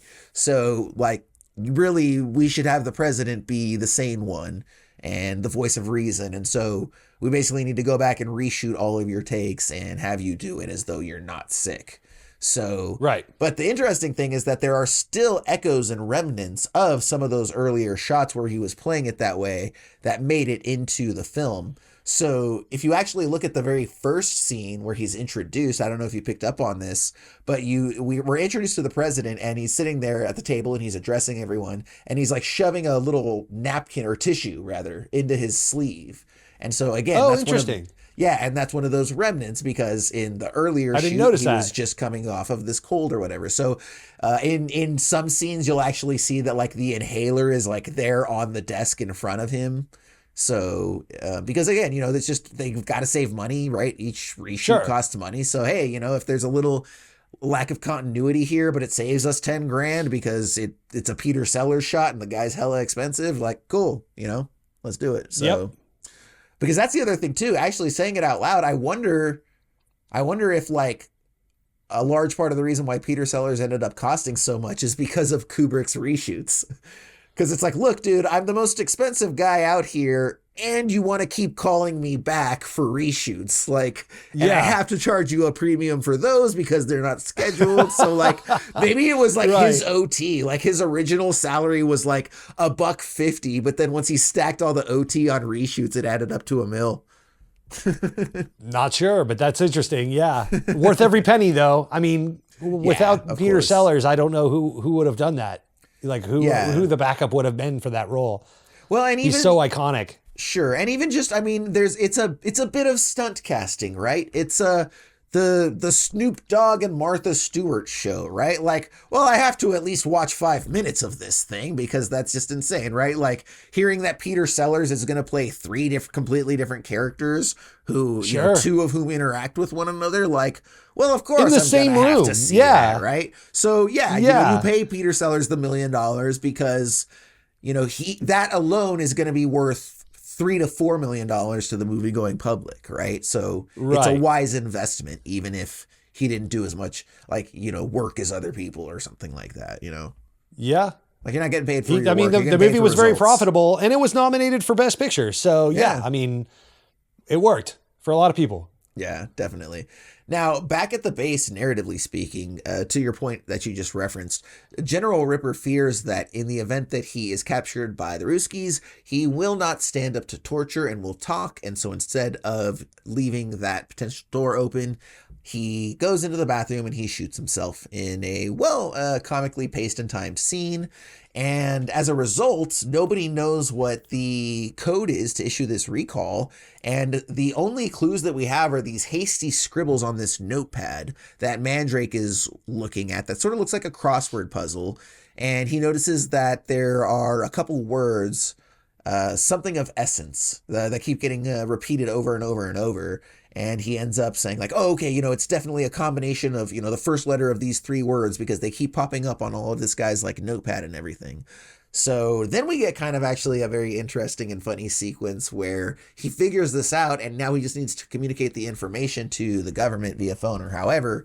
But a U.S. soldier that is just attacking the base comes in and is basically like holding him up, and Mandrake is trying to convince him, like, look, dude, like, this is what's happening. I have these codes. If you don't let me talk to the president, there's going to be nuclear war and annihilation. And the guy just kind of gives him these, like, blank, suspicious stares back and is like, yeah, okay, do what you got to do. So Mandrake ends up finding a payphone, and he's trying to use the operator to get the president on the line, but he doesn't have enough change to make the call. And so he is going through his thing. He's like, do you have 30 cents? And like, no, he doesn't. And so then he's like, oh, okay, see if the president will take a collect call. He won't? Oh, crap. Okay. And then he's like, you soldier, there's a vending machine over there. Shoot that and get out the change. And he looks over and he's like, sir, that's property of the Coca-Cola company. I'm going to do that, but you're going to have some pretty important people to answer to. And like just the way that he's like not understanding what's going on and just constantly like, no, I can't do that. No, I can't do that. Very funny. And so he ends up, obviously he's able to get the change that he needs. He ends up issuing the recall codes. And so Colonel Bat Guano, by the way, we haven't even talked about the silliness of all these fucking names in this movie. The names are hilarious. Totally slapstick names. Yeah. And by the way, all of the names are Terry Southern. So it's it's funny because we talked before about how sort of Kubrick was very reticent about giving other people credit. When Terry Southern was brought in, he was a big counterculture author at the time. I forget the name of the book, but he wrote a book that had blown up and brought him a lot of attention. And so because he was a hot name, everybody was like, oh, Terry Southern came on, Kubrick's Red Alert film and totally changed it up. And, it was going to be a thriller. And then he single-handedly turned it into like a comedy. And so the funny thing is Kubrick being who he is, like, he's kind of bristling at all this talk, right? Because he's like, actually, I turned it into a comedy beforehand. That's why I brought Terry in. Like, he's cool, but he didn't do as much as you guys think. And so then apparently it got so big that like Kubrick had to like kind of start going back and like actually literally going out there and saying like, guys, relax. Terry didn't do as much as you think, which kind of pissed Terry Southern off, as you might think, right? So Kubrick could be definitely kind of juvenile when it came to sharing credit like that. But it is interesting to note that all of the character names were Terry Southern names. So all of the ridiculous, we didn't even, the guy's name is Turgidson, right? Like turgid, like there's a lot of like using words to make, like names I said, Jack D. Ripper. Correct. The guy that's bringing death to the whole world is Jack the Ripper. You know what I mean? It's all these little names. Yeah. Yeah. Even the Russian president is Kisov. Yeah, Kisov, right. Kisov. Like, and then what was the president's name? Merkin. Oh, Muffley. That's what it was. Merkin Muffley. Right. So, both Merkin is like a pubic hair thing, and then Muff, is a pubic hair thing. So it's like, he's kind of the big pussy in the room. I was going to say, which is funny because they intentionally drew him up to be a pussy. So that's what that is from there, right? Right. Like, it's funny because these things seem like tangents, but if you actually break them down, they're only really 1 degree removed. It's not as far away as you might think. Like, you can really see how they made those connections right there once you break it down. Right. Yeah. Yeah. So now, again, narratively, we've got the B-52 with Kong and all of these aircraftsmen, and that they've actually been hit by a Russian missile. And as a result, it's downed their communications. So when the recall is issued, they're actually not able to receive it. So they're still under the impression that they've engaged in nuclear war with Russia, and they're losing fuel. They're flying super low to the ground so that they can be under radar. And they basically decide like, hey, you know what? If we're going to go out, let's go out swinging. So they find a new target that's within the amount of fuel that they have left. And they want to go ahead and drop a nuke on that target. Now, while everybody's celebrating in the war room because all of the planes were recalled and Russia confirmed shooting down 4 of the planes, it ends up that they only confirmed shooting down 3 of the planes. So we now realize that there's this AWOL plane that's flying around. US is obviously worried because if they do release that, it's going to trigger the doomsday device and the end of life as we know it. But that's not going to stop the old Major Kong from doing what he feels is his duty. So we get this whole sequence where, again, they're flying around. We get a lot of cuts. The war room's trying to stop them. They can't communicate with them. We see Kong and all the craftsmen, and, they're making it happen. They're going to go down patriotically, give them hell, go out swinging, that whole thing that we said at the top. And so that's going to set up that sort of final scene, which is almost the last sequence, the most famous scene in the movie, one of the most famous scenes in filmmaking history, where Major Kong jumps on that bomb and is able to get it to drop down the hatch and then rides it like a bucking bronco, waving his cowboy hat back and forth, claiming yeehaw as the missile goes down and strikes its target in Russia. And so before we get to the final sequence, Ryan, I will ask you, we've discussed the acting, we've discussed the direction, but, one of the really strong aspects of this film and what is most notably remembered for is really its screenplay, and how much work the screenplay does in communicating the comedy, right? We mentioned this is sort of a black comedy or a satire, so certainly very little, if any, jokey jokes, right? It's not broad comedy. The sort of comedy is in the ridiculousness. Kubrick famously described it as his nightmare comedy, because even though there's all this silly, wacky stuff going on, at the end of the day, the world is destroyed, right? So can't really call it a happy ending by any means. So we talked about how it was adopted from the short novel Red Alert, initially conceived as a thriller, but was later turned into a comedy. So I would think it's fair to say that had this movie remained a thriller, it probably would have been a good movie. And it probably would have been, it's a Stanley Kubrick movie, right? So it would have ended up being more than it was initially conceived as anyway, sort of the same way that Paths of Glory was, right? Even though it's a war movie, there's a lot of commentary and stuff going beyond the scenes. So, but this version of a lot of the same things, and then even in Paths of Glory, you had the war generals and stuff in the war room, which was like all big and lavish. Remember, it was like super fancy. I think they were even playing chess at one point in the film and all of that, while Kirk Douglas's character was in the trenches and being fucked around. So yeah, it's saying a lot of the same things. Sure. Yeah. So my question to you though is, this is initially conceived as a pure thriller, or maybe even, an action movie, a war movie, much more so within Kubrick's traditional wheelhouse. And then it gets converted into a comedy, which makes it something that's more unique. But do you still think that this movie is as well received and stands the test of time if it is a more straightforward thriller because it's a Stanley Kubrick movie? Or do you think that perhaps it maybe gets relegated to one of the lesser Kubrick movies because there's not as much meat on that bone? And, now that it was turned into this comedy, it exists as this singular work that can't really be compared to much.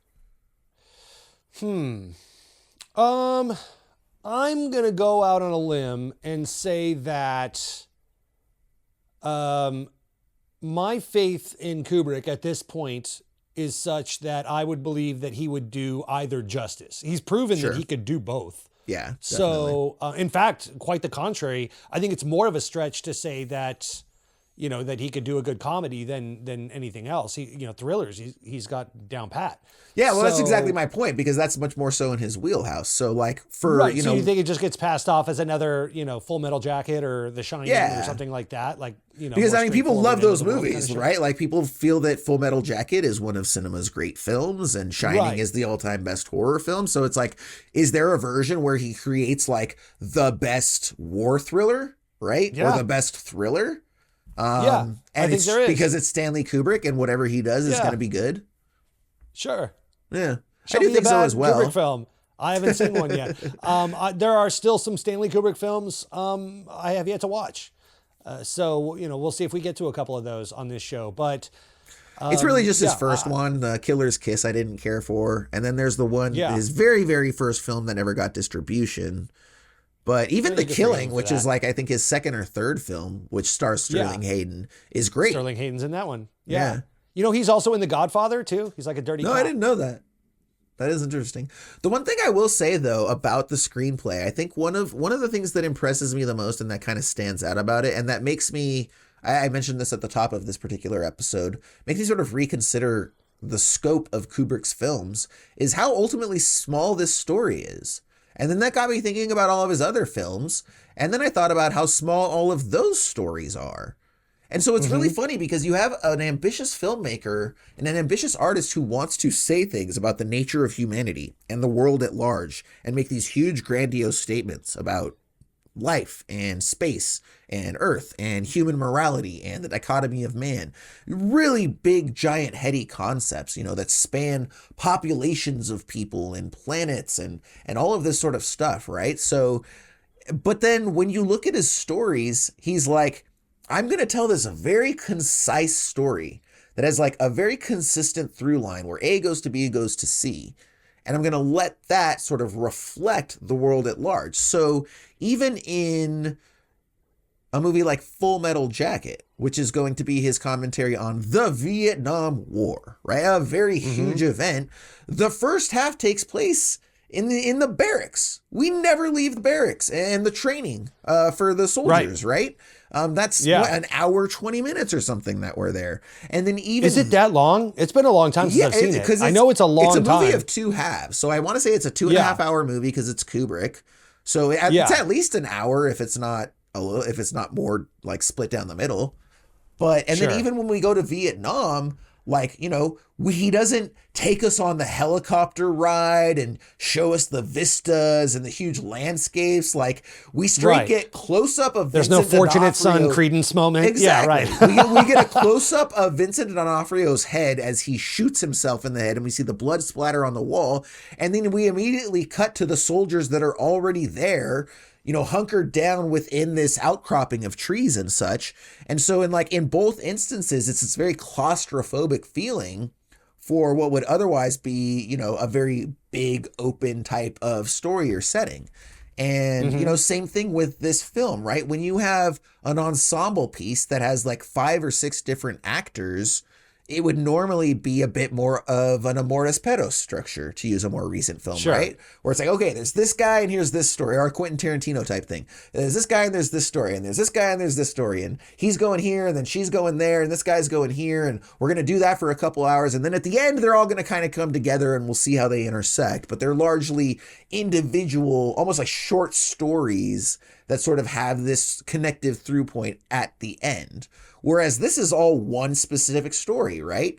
And, we're introduced to Mandrake and Ripper, who, then the army calls to talk directly to Turgidson on their behalf about what that's going on and tells him to go meet with the president. So then he leaves there and goes to the war room. And again, we don't see him going from the base. We don't see him walking through the outside and, hundreds of soldiers out marching around and get this big scope. He literally jumps on his girlfriend in bed in his little apartment, makes a little crude joke, and then we cut directly to being inside the war room, even down to the standpoint that there's no exterior establishing shots for pretty much anything except for the Air Force Base during the battle scenes. Yeah, during the battle scenes. Yeah. Exactly. Everybody's introduced already inside a place, and there's no establishing shots. That's crazy. I didn't even really. No, it very much plays out like a stage play. You pretty much have 3 locations when you think about it. Yeah, and so I think that's one of the really ultimately wonderful things that the screenplay does is it takes all of these disparate characters and these disparate elements, potentially disparate storylines and through lines, and distills them. It cuts away all the fat and it trims until it's just got this very singular sort of essence. And then we're just, we're from here and then we're from there, and we're not really, taking all these different little tributaries and shortcuts and all looping around and this and that. Like we're very much at point A to point B, which then just sets us up as an audience to appreciate those performances that we're talking about that really carry that film. And I will also say that its thriller DNA, or the DNA that it was originally infused with as a thriller, still kind of comes through. That was another thing that surprised me this time around, is that I was actually really invested in the story. And even though I knew where it was going, like, it did kind of have like a light thriller element to it. And I did want to see if these guys were going to be able to communicate that, and how are they going to pull it off, because the communications have been blasted, right? Like, you could totally play that just as straight, and there's a lot of suspense and drama in there. So even though you've taken it with a comedic tone, just the fact that that's still baked into the structure and the screenplay, you do get a compelling thriller along with these sort of very funny and absurdist observations. Right. Yeah. I mean, like, if you took a Michael Mann film and then, put Jim Carrey in one role, and then, kind of just injected these little comedy moments throughout, and then made the whole thing, if Heat was there, and then, you get to the bank scene, and then they're trying to steal something ridiculous, like a box full of candy canes or whatever. The whole thing is predicated on bodily fluids. Like, from a first time watch, when you don't know these things, especially going back to 1964, when, again, the Cold War was at its peak, you got, or just, kicking off and being really super scary, and all the stuff in Guantanamo Bay that had just happened with the, all of that, with nuclear scare, Russian bomb scare and stuff. So these things were all very relevant. Students were hiding under their desks for nuclear bomb drills at this time. So to play this for comedy, yeah, there's a lot of thrilling moments in this, especially back then. We could look back at 1964 because we made it and we have the power of hindsight and say, sure, that's silly what Peter Sellers is doing. But at the time, nuclear Holocaust was scary as shit. We had just figured out this whole thing, cue Oppenheimer. So yeah, I could definitely see this being a very dark comedy, especially back in 1964, 1963. Like I said, our president was just assassinated. Like, how fucking crazy was that at the time? Like, everything was fine. He was at a parade and he was waving, and then all of a sudden that, and then now the Vietnam War. And then just a couple years after this, the draft, and counterculture and civil rights and MLK. It was a very tumultuous time. So to take a beat and look at these very serious subject matters and laugh at them, take some balls, I think. And so absolutely. I think there are a lot of remnants. The original script, I'm sure you saw this, but the original script supposedly started with aliens at the end of the world coming back and visiting Earth, and then trying to suss together how the world ended. And then we find this out, and the rest of the story transpires. And he since, lopped that off and replaced it with B-52 bombers fucking, but hey, that works too. Absolutely. And it is funny because that initial scene does set up what the final scene sets up here, now that we've kind of got to the final sequence.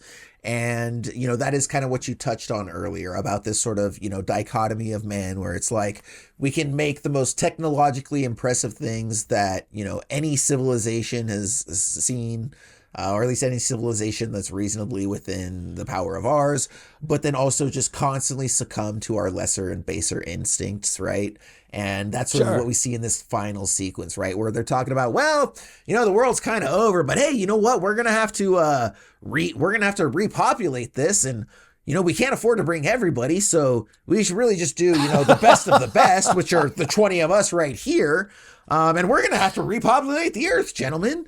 And while we're at it, we're going to have to get the world's most attractive women to do so. Wow, this end of the world thing ain't sounding so bad, right? That whole monologue, dude, I was fucking rolling. Because, he's obviously this Strangelove character, and the lighting on him is so ominous with his crazy, wacky Gene Wilder hair off to this, Bride of Frankenstein style hair off to the side. And yeah, dude, it's just chef's kiss to that whole thing, because it starts off so innocent. Like, it starts off like even you and I would be listening to this being like, no, that's a pretty good idea.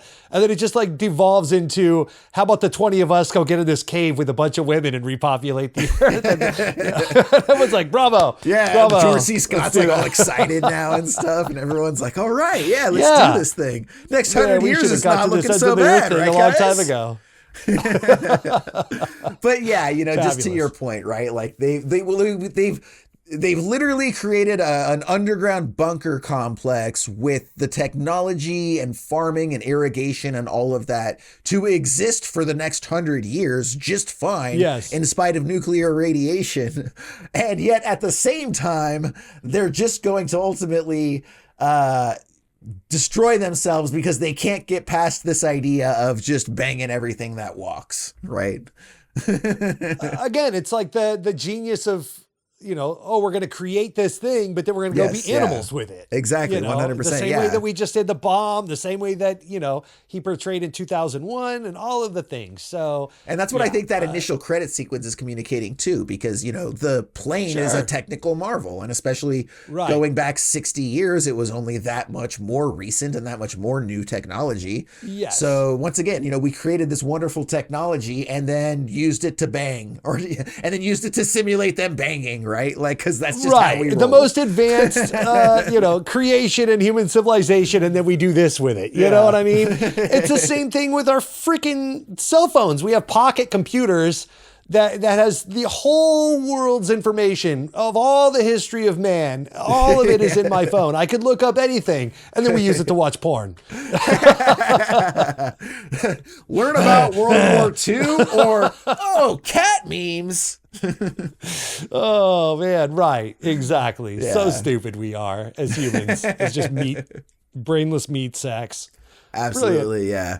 And so that's why, you know, and then also, you know, we should, so in terms of the film proper, that whole sequence happens, and then we get the great moment at the end where Dr. Strangelove, you know, he's all juiced up and ready to go repopulate, stands up from his wheelchair, looks around and exclaims, "Mein Fuhrer, I can walk!" And then immediate cut to nuclear annihilation, right?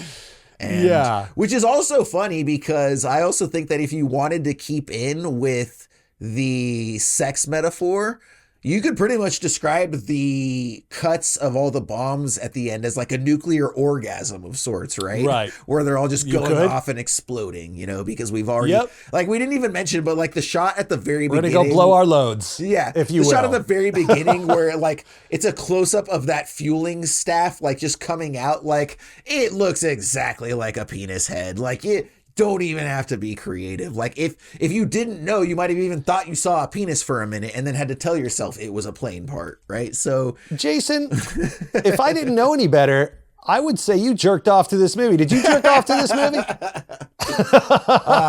Okay. Cinematic confession. Fantastic.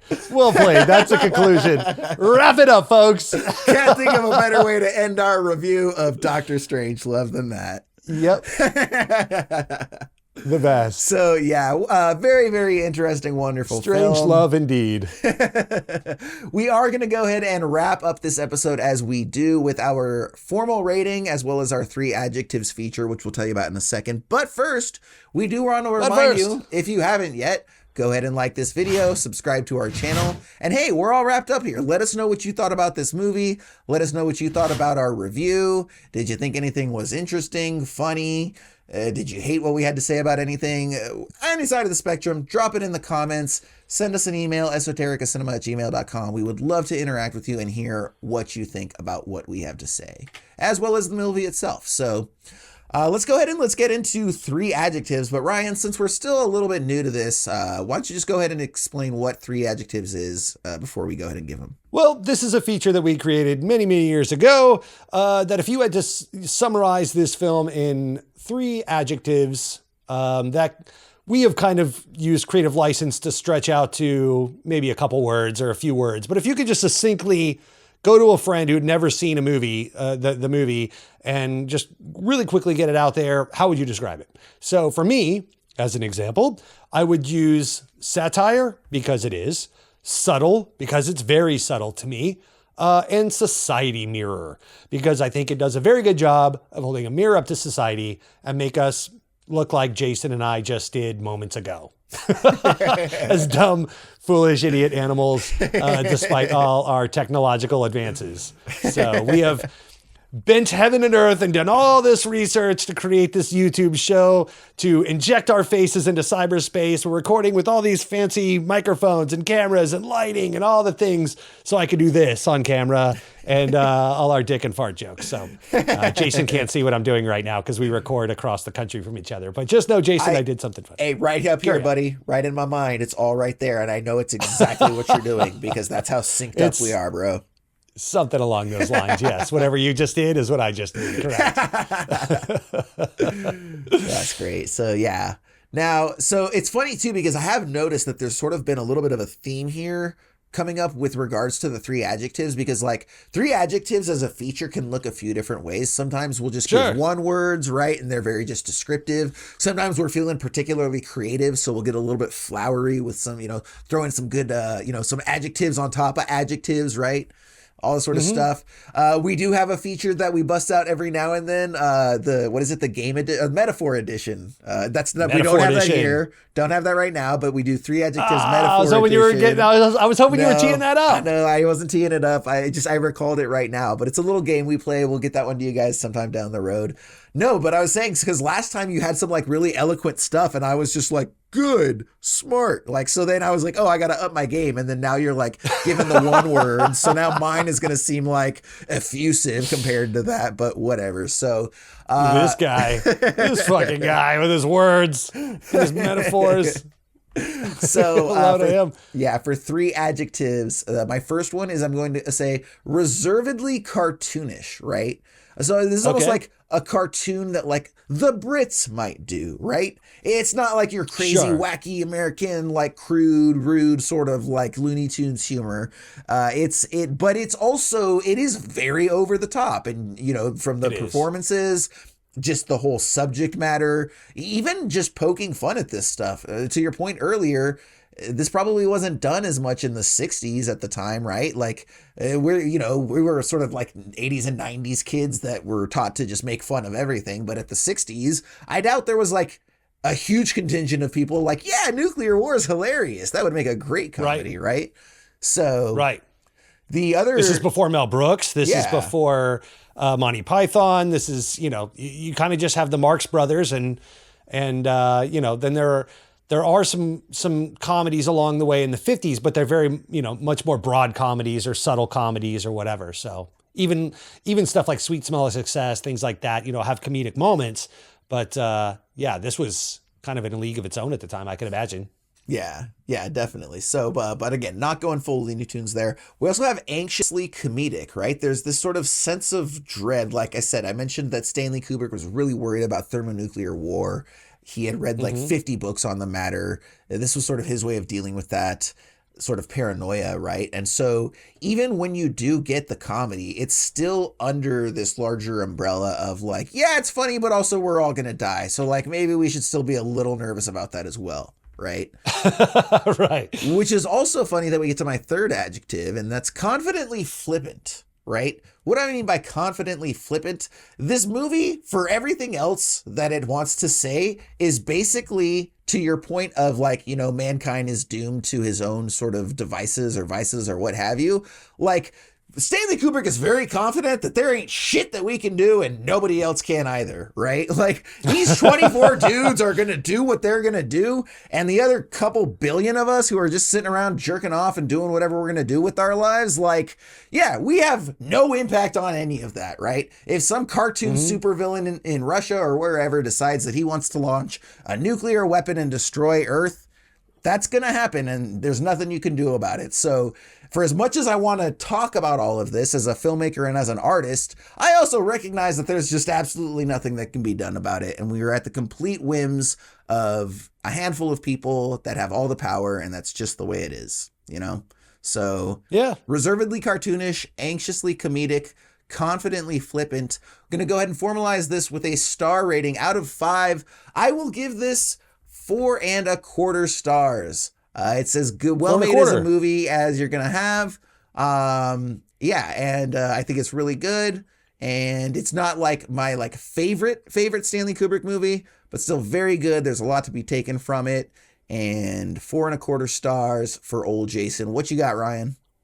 Ready for this? 5 stars. Wow, the full 5. Okay, that's awesome, dude. Yeah, 5 very stars. Cool. Fantastic, love it.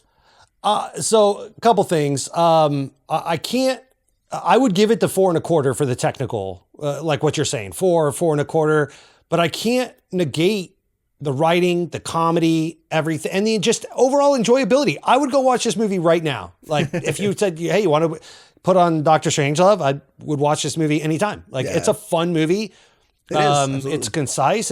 It's a perfect film. It's just really, really good. And it's fun. So yeah, 5 stars. This is a 5-star Ryan movie. Well, and the good thing is that most of cinema out there will absolutely 100% agree with you.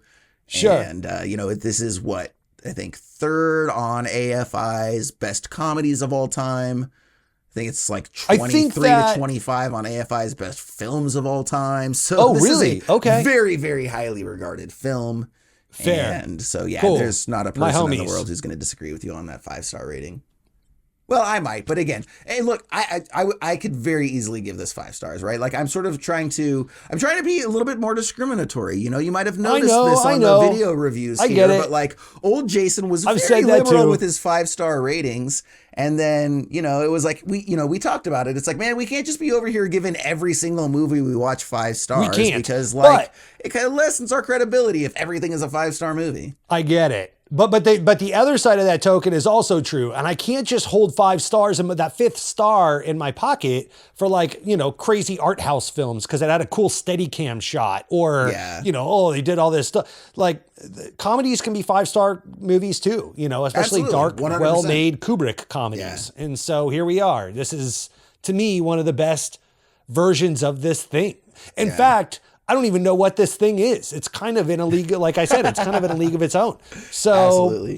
By the way, real quick, I want maybe that warrants the extra 3/4 stars right there. Yeah, I want to course correct. I'm going to give it 4.5 stars because that was my initial gut reaction was 4.5 stars. Okay. And then I told myself that I needed to be more discriminatory. And so I took the 1/4 star off just so that I could start to lean towards it. But even saying it out loud felt wrong. And so just before we go out here, for the first time ever, before we go out, I'm going to just tweak that to a solid 4.5 stars. Right now, my stomach just felt a little bit less tense. That was another thing. I was like, oh, the knot's there. That's what we're here for. No. 4.5 though, but I can't give it the full 5 because, again, to me, it wasn't as fun as like you're talking about. Like it's a very, very fun. Look, we get into this, right? Like I hate when I have to do this. I hate when I give a movie 4.5 out of 5 stars and then have to defend myself for not giving it a perfect, if 4.5 stars is a bad rating, right? 4.5 stars is pretty much as good as you can get. But it's like when we reviewed Grave of the Fireflies with Craig and Seamus, and all of us were like, I'm gonna have to give it 4.5 stars. I'm gonna give it 4.75 stars. Like these are good ratings. That's like a 9 and a 9.5 on a 10-point scale. That's pretty much as good as you can get. So I'm not apologizing for my 4.5 star rating. Okay. I'm not asking you to. No one's asking you to. I hear the people out there. They haven't written the comments yet, but I can hear them being written Peter right Sellers now. soliloquy here with yourself. Everything Stanley Kubrick does is 5 stars. You don't know film. Jason, we're not critics. None of it matters. We're just having a discussion. But it's okay. I'm glad that you came around. And I will say that it's good to see you try a little tenderness, to quote the film. So anyways. Yeah. So now, you might think that, hey, okay, these guys are wrapped up. It's time to leave. Oh, no, sir or madam. No, that's not true. We actually have one more feature that we like to do at the end of our real long form reviews. And for anybody who's familiar with the podcast, this is what we've been doing on the podcast for the 3 seasons prior to this video season. And that is that we pull all of these movies, these long form deep dive reviews, of which this is our second coming after RRR, which was the first. We pull all of these off of a master list, right? The master list. We used to have a much more structured thing that we do on the podcast that we're having to explain to you guys here. But these are the remnants and echoes that you guys are hearing from that. So what is the master list? Look, you know that we're long-winded bastards by now, but you may not know that we're very indecisive, though also you've probably figured it out right now.